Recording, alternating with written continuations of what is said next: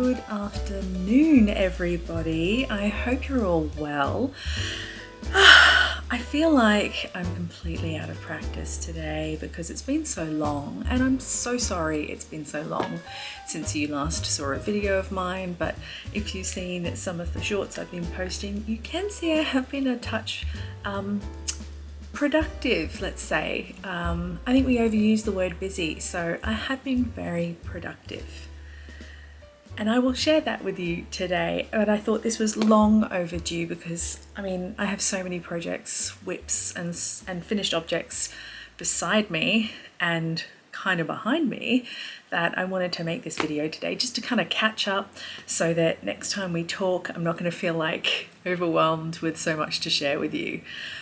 But anyway, first of all, let me introduce myself if you haven't found my channel before. My name is Sian and I'm the Obsessive Maker. This is my channel where I share everything that I make, whether it be sewing or knitting or leatherwork or mending or whatever I happen to be making at the time. Also a little bit of crochet. I'm dabbling. I like to dabble a lot, and you can find me here on YouTube and on Instagram as well. I'm also the Obsessive Maker, and then over on Ravelry, I'm pretty sure I'm the Obsessive Maker as well. I think I've been fairly consistent in my naming conventions, so hopefully it will be easy to find me. But if you want to find out more about me, it's over in my About Me section on my channel, so feel free to check it out. So welcome back to those who've watched before, and welcome to new watchers. It's so good to be back, and I'm so glad I actually have some things to share with you today. So for the last few months, I have been kind of sewing up a storm. I've also been sorting things out here at home and chugging away on some knitting projects. So I kind of want to catch you up on what's been happening there. First of all, I guess I will share what I'm wearing. This is the Tulip Sweater by Bee Mandarins. I will stand up and show you, but I warn you, it's very cropped. This is my little tulip scalloped hem. And I made it in some originally undyed 8-ply merino, or was it Polworth? I'd have to check my Ravelry notes, but actually I think it's Polworth. And I dyed it using Rit Dye's coral colour, and then I held it together with Skein Yarns mohair, kid silk mohair in the colourway papaya. And the reason I put this on today is because I have another project that's using up the leftover mohair, papaya mohair, and I thought, it'd be a nice little connection. Also, it was a beautiful sunny day earlier and really warm. I was planning on wearing something that I'd sewn, but the weather has turned, the wind's got chilly, and the house is kind of cold, so I put on my sweater. And hey, it's always nice to wear knitwear. So, thoughts about this sweater.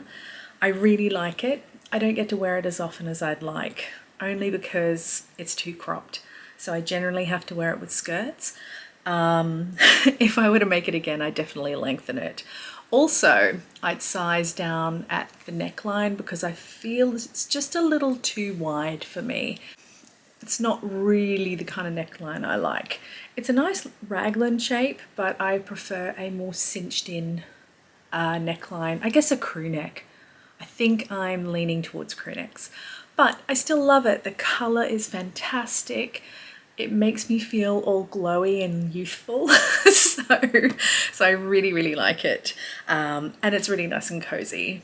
It's just lovely. And I love to wear mohair on bare skin. It just feels lovely, except when it's humid outside and then it's really itchy and sweaty. Anyway, moving on. What should I start with first? You know what? I have been sharing some shorts here on YouTube and also some reels over on Instagram of sewing projects that I have been working on.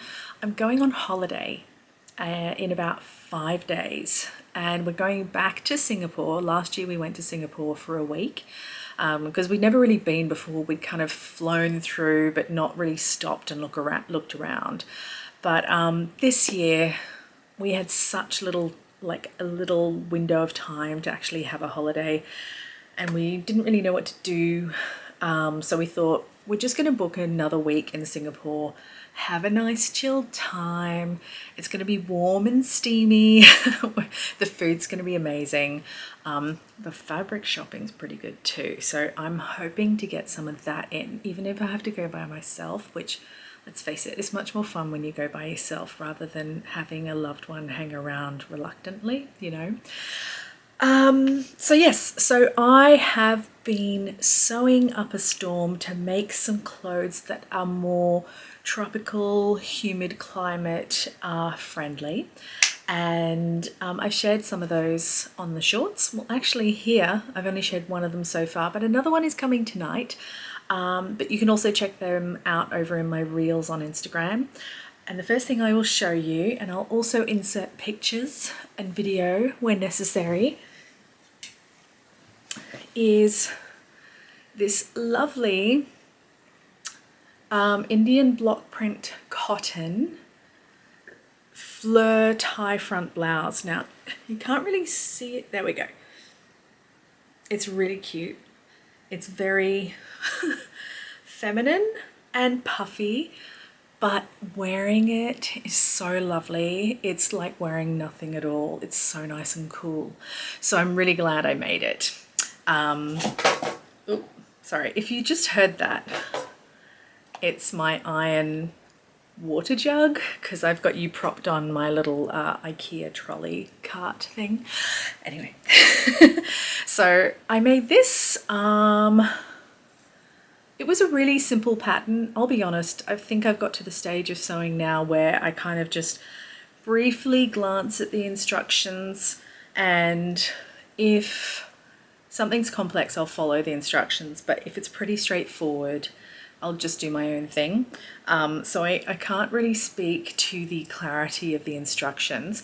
The instructions did have photo images alongside the instructions, which would normally be helpful, but I actually didn't find them that helpful because the fabric used was, I don't know, I just found visually I couldn't distinguish clearly what the instruction was from the photo because the fabric was a little bit too busy.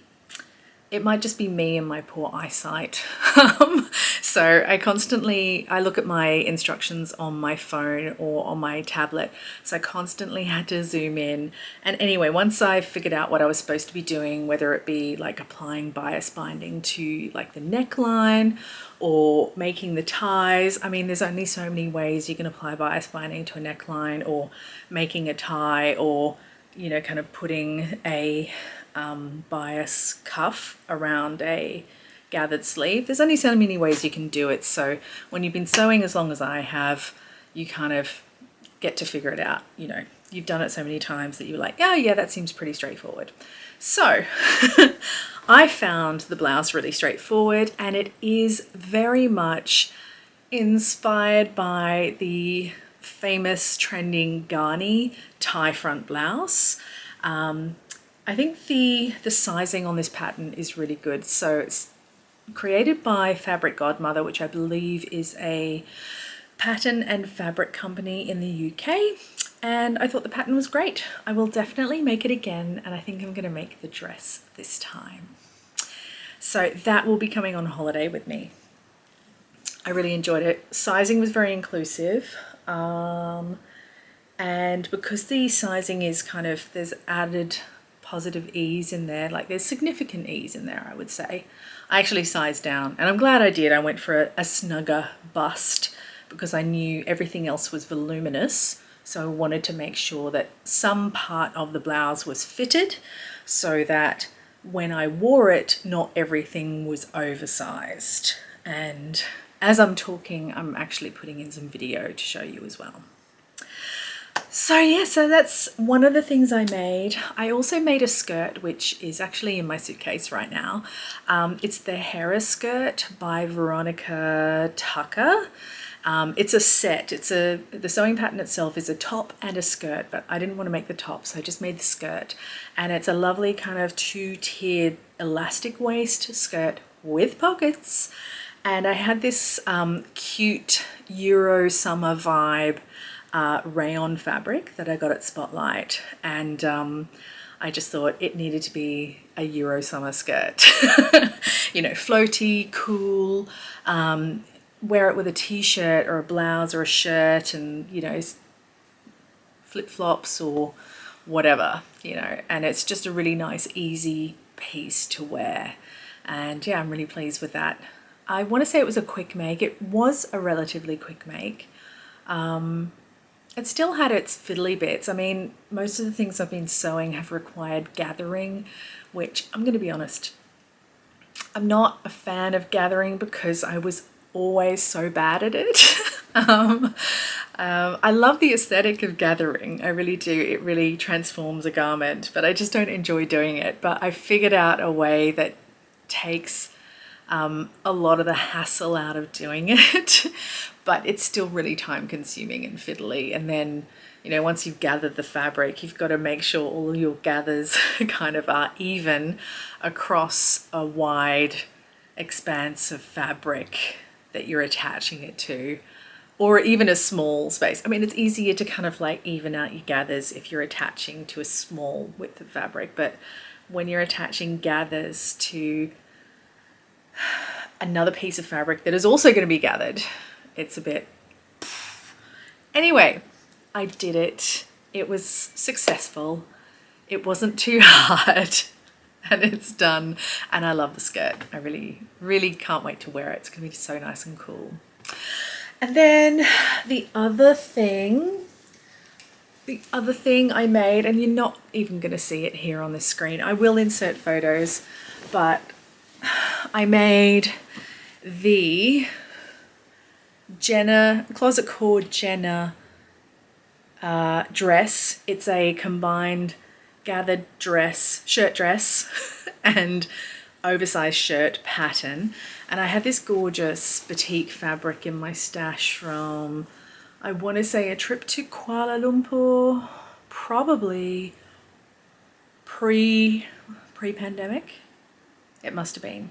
Yes, and when I bought it, ooh, I just found a pin in it, yay. When I bought it, it was just rolled up, and it said on the label that it was 4 meters, and I thought, fantastic, you know, ages ago I'd got it out, I'd pre-washed it and stuffed it back in my fabric stash, and in my little fabric catalogue I'd written 4 meters, not even thinking about how wide the fabric was.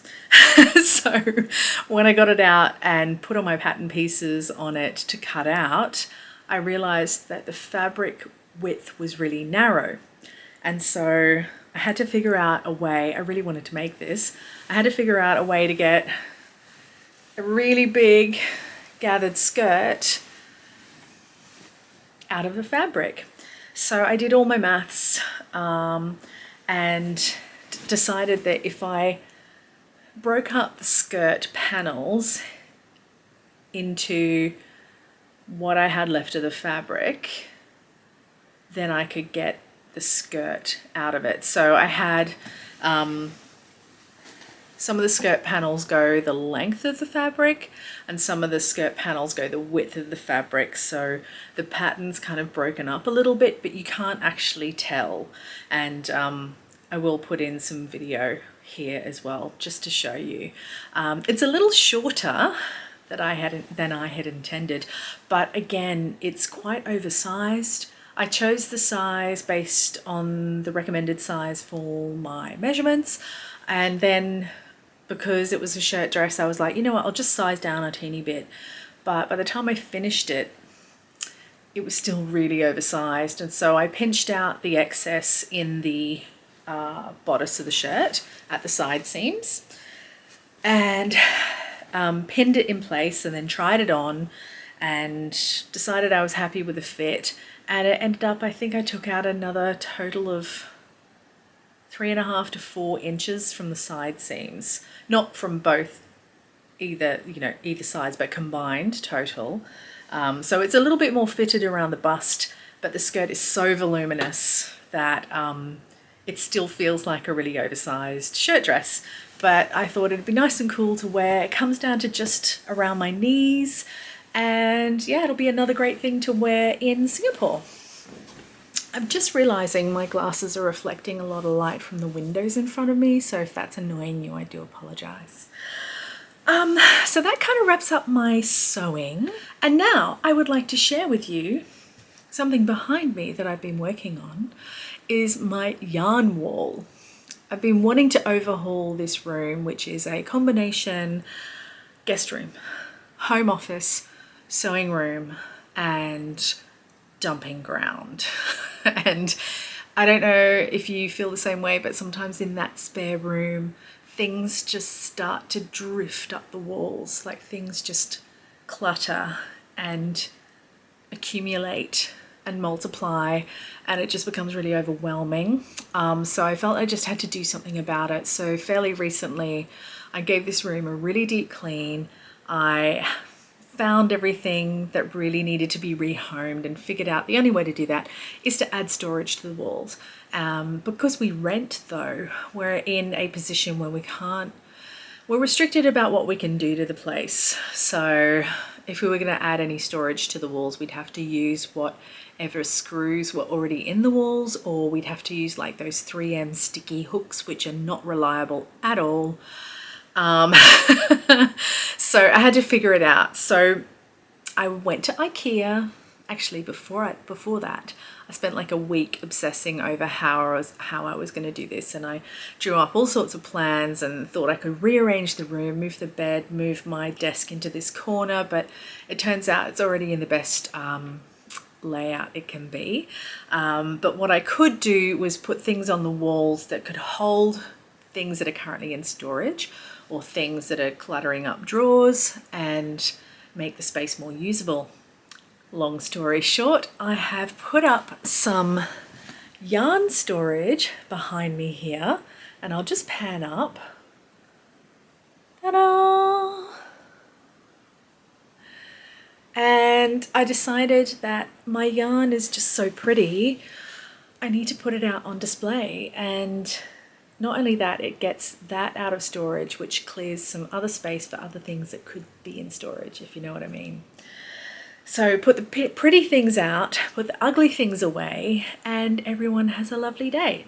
So I'm really pleased with how it's worked out. I've got, mainly mohair down here, or frogged projects. I don't know if I mentioned last time, but I was going to frog my cathedral pullover, and that's some of the yarn from it. And that's the mohair that goes with it. But it's so nice to just kind of look up and be inspired by what I have on my wall, and I can see at a glance things that, I'd forgotten about. And if I want to do a project, I can go, oh, look, I've got these beautiful things to work with. Don't get me wrong, I still have some other things in stash, which are stashed under this little sofa that I'm sitting on. But it's much easier to get to now, rather than having to get on a ladder and up in the top of my wardrobe in the vacuum pack bags, which are useless, by the way. Anywho, I'm rambling. I'm really happy with how it turned out. And over above my sewing desk, I've sorted out clutter on the surfaces, and I've put up another couple of pegboards and things like that, and it just looks so much better visually, much more visually appealing, and it's going to be a much nicer room to work in without stuff everywhere. So yes, so I'm really happy with how it turned out. So now on to knitting and yarny stuff, I guess.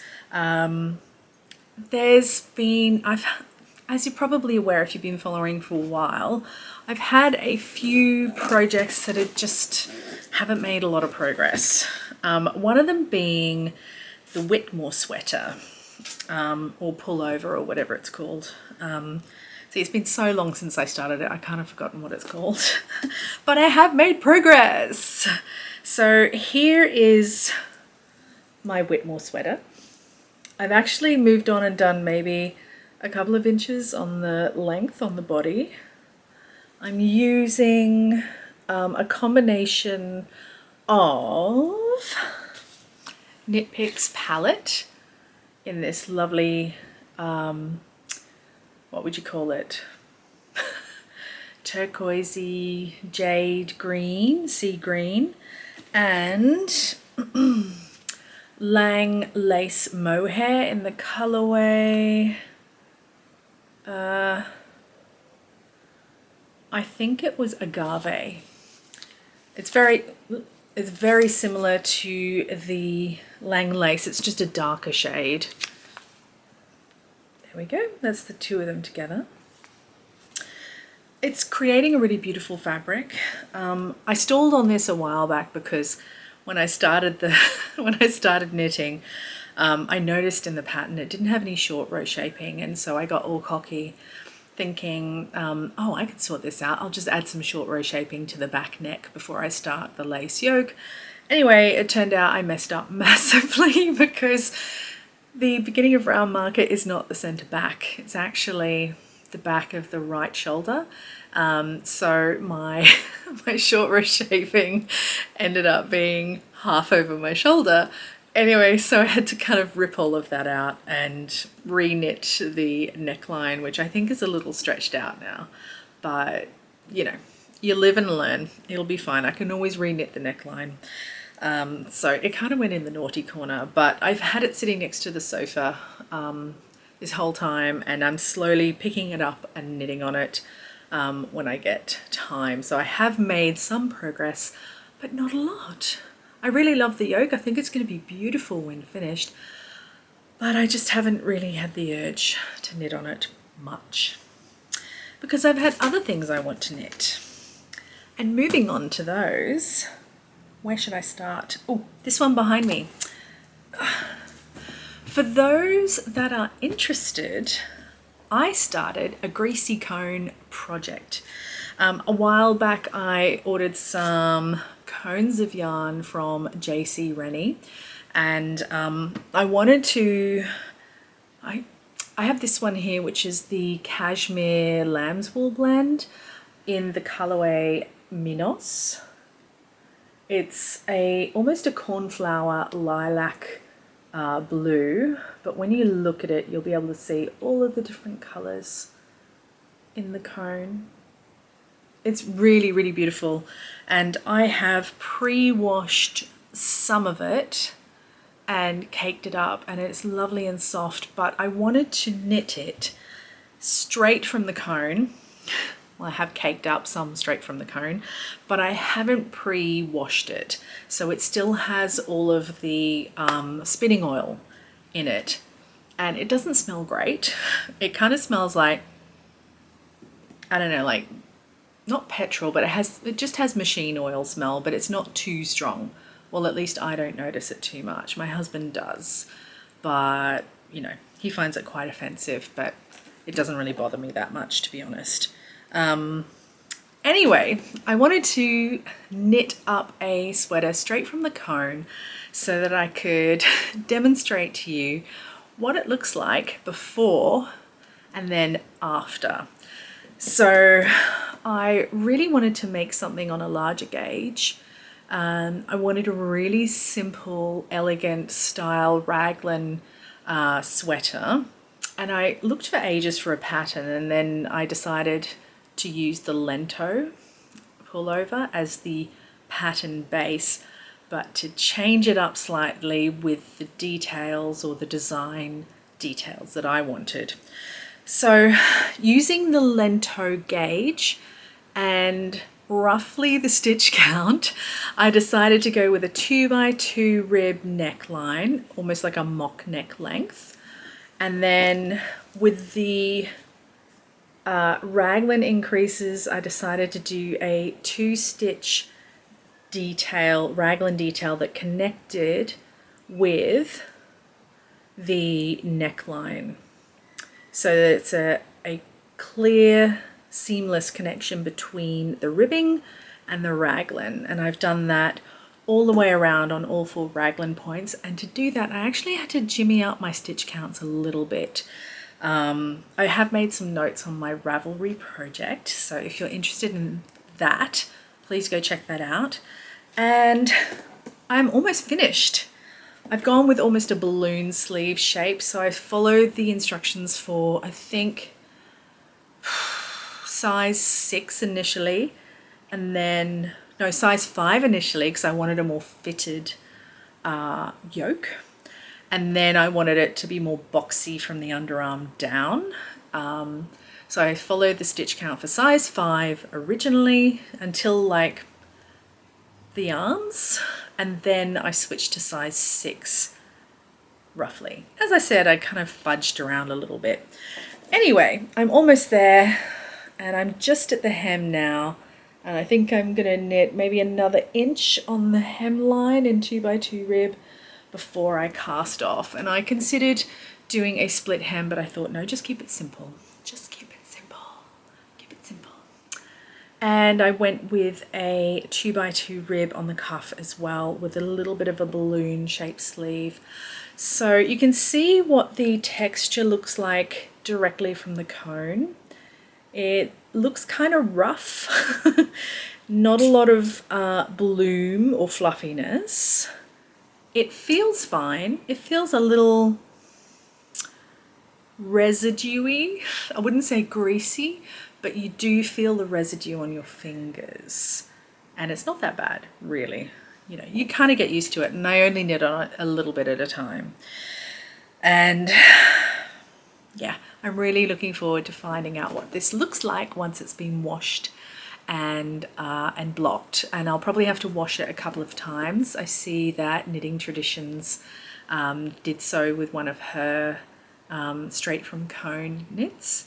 So I will update you on what happens with this when I finish with it. I can see I'm almost running out of batteries, so I'm going to be quick and move on to the Starflake shawl, which I've been kind of knitting along with a few other people. It wasn't an intentional knit along, but it was just a bit of FOMO, and I'm glad I cast on when I did, because my friend Kath, the Mindful Melbourne maker, cast one on, as did our friend Alex, who is, oh my gosh, Alex, I'm so sorry, I've forgotten the name of your Instagram profile, but I'll put it here. Alex cast one on first, I have to say. And then Kath and I both got FOMO, and we were like, right, we're casting on, let's do this. And then a load of other people we know as well decided to cast on. And I'm making really good progress. I want to say I'm almost finished. I'm kind of halfway through a row, so I can't really show you the full extent of my Starflake, but it's looking pretty good. I wanted to use yarn from Stash. I didn't want to buy anything new for this, and I knew that I had some beautiful yarns that I could use, because we all like to buy yarn, don't we? Yes, I'm halfway through a row, so it's a little bit of a mess at the moment, but I'm up to, I think, the final, not the final section, but the section before the final section. And I really gotta say, I am loving these needle stoppers that I bought at Bendigo Sheep Show from Mavis Handmade, Megan, who is in Castlemaine. She makes some really cool stuff. Just discovered some batteries I've been looking for. It's amazing what we put in our project bags, isn't it? Anyway, I am rambling. So that is the project I was talking about when I said I'm using the mohair from this sweater project in this project. And I have it right here. This is the Papaya Kid Silk Mohair by Skein Yarn. It is just gorgeous. And I am holding it with Stitchcraft and Wizardry. Oh gosh. I have the ball bands right over there. Bear with me. Right. So I am holding the Skein Yarn Mohair with Stitchcraft and Wizardry's Can't stop the feeling on their House Elf Liberty base, which is 85% superwash merino and 15% nylon, 4-ply. So that's a ball band. And this is the skein yarn. And then the other colorways, I've lost one of the ball bands for, but this one was Melbourne City Dye Works. I think the colorway was number 17, but it's an awesome pink. I just love it. It's gorgeous. Really, really love it. And then I'm holding it, also not holding it with, but the other colorway is this one, and this came out of my Advent, the Iris Advent by Artemis Yarns. There we go. And the colorway is Wisteria, so it's like a bluey purpley color, and it's a 2-ply fingering, 80% superwash merino, 20% nylon on Artemis high twist base. And so these are my colors for my Starflake shawl, and I'm really happy with them. They go really well together, and I'm so glad I chose them. And it's just going to be the most beautiful thing to wear next winter. It's totally my colors. I mean, just, I feel really glowy when wearing these kind of colors. So yes, that is probably my biggest project right now. I do have a few other whips which they can wait till next time, because I feel like I've chewed your ear off for the last, I don't even know how long, but I think my camera's run out of urge to count how long I've been talking for. But I did want to actually talk to you about a new cast on, one that Kath from the Mindful Melbourne Maker and I are going to be doing a cowl for.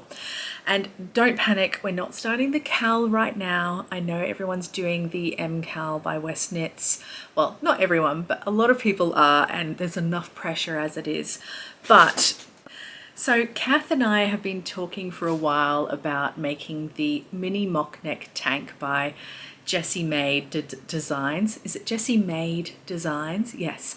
We've been talking about making that for a while, and Kath's always up for casting on something. So we thought, why not do a knit along, and we can do it together, and we'll do it for the months of November, December. But I won't share too much right now. What I will do is Kath and I will actually put together a post about what the knit along's all about. So keep an eye out for that. We'll put something together, a little announcement, and either put it on Instagram and on here, I'm sure, very, very soon. But I just wanted to show you I had knitted up a swatch. Ta-da! This is again stash yarn. That's probably better. You can see the color better that way. This is Skein Yarns Daintree base, which is a mix of merino, silk, and I'm pretty sure it's bamboo as well. I knitted up a swatch and I thought it's just, oh, it's beautiful and silky and drapey, and I thought it'd be great to use for the mini mock neck tank. You know, I'm not really a summer project knitter, which is quite evident by the discarded Tolster tee that I have beside me that I was going to show you, but I haven't made any progress, so that can wait another month or two. But anyway, this I figured would be a pretty quick project, and I want to cast it on while I'm on holiday, which is the start of November. So I'm going to be doing that, and I will share all the details of the knit along with you very, very soon. So do keep an eye out. And that kind of wraps up my really rushed catch up with you today, but I hope you've enjoyed it. It's really good to be back, and I really can't wait to get back into the swing of producing these more regularly. So just wanted to thank you so much for dialing in again, for watching, for commenting. Thank you to everyone who leaves comments. I'm always really shocked to find comments there weeks after I've posted. So I really do apologize if it's taken me a long time to get back to you, because I tend to fall into the trap of checking the comments for the first week or so after I posted a video, and then I forget. Because I figure, well, if I'm not actively looking at it, is anyone else actually watching my channel? So I apologize. I get distracted. My attention span's like this, which is why I have multiple projects on the go. But yeah, it's good to be back. Anyway, I'm rambling. I hope you have a wonderful week wherever you are, and whether it's autumn or spring, I hope you're enjoying what you're working on, and I look forward to seeing you soon. Take care until then. Bye.